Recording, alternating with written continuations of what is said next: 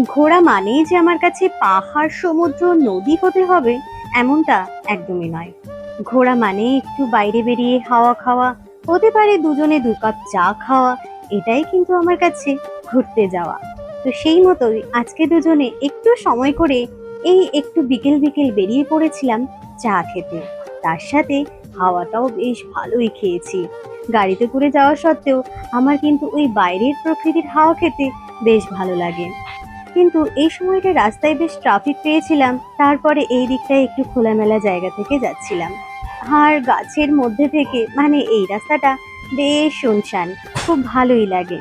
আর দুজনেই এই হাওয়া উপভোগ করতে করতে একটা সুন্দর ড্রাইভে বেরিয়েও পড়েছিলাম।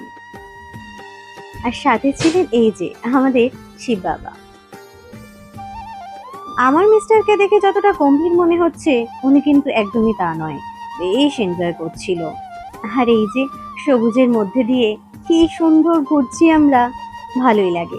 মাঝে মধ্যে এরকম যেতে যাওয়া উচিত। আর এই যে এনাকে দেখা পেলাম গাড়ির ভেতরে।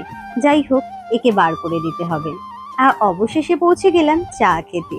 চা খেয়ে এবার একটা কাজ মিটিয়ে নিই। সাংসারিক মানুষ আমরা, এগুলো অ্যাভয়েড করা যায় না। ঢুকে পড়লাম স্পেন্সারে, কিছু জিনিস নেওয়ার ছিল, সেগুলোই নিতে। স্পেন্সারে ঢুকে আমার প্রথমে নেওয়ার ছিল কিছুটা চাল। এখান থেকে বেশ কিছুটা চাল নিয়ে নিলাম, যতটা প্রয়োজন আর কি। তারপরে টুকটাক ওই গ্রসারি আইটেমের মধ্যে যেগুলো দরকার সেগুলোই আমি এক এক করে নিয়ে নিলাম। সল্টের জায়গা খুঁজতে খুঁজতে ব্ল্যাক সল্টটা পেয়ে গেলাম। এরপরে নিয়ে নেব একটুখানি মিছরি।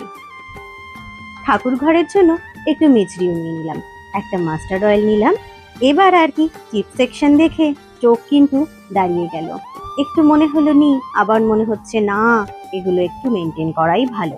যাই হোক, হয়ে গেছে আমাদের রথ দেখা, কলা বেচা, মানে ঘুরতে যাওয়া, চা খাওয়া আর সংসারের কাজ দুটোই কমপ্লিট। আজকে তবে টাটা।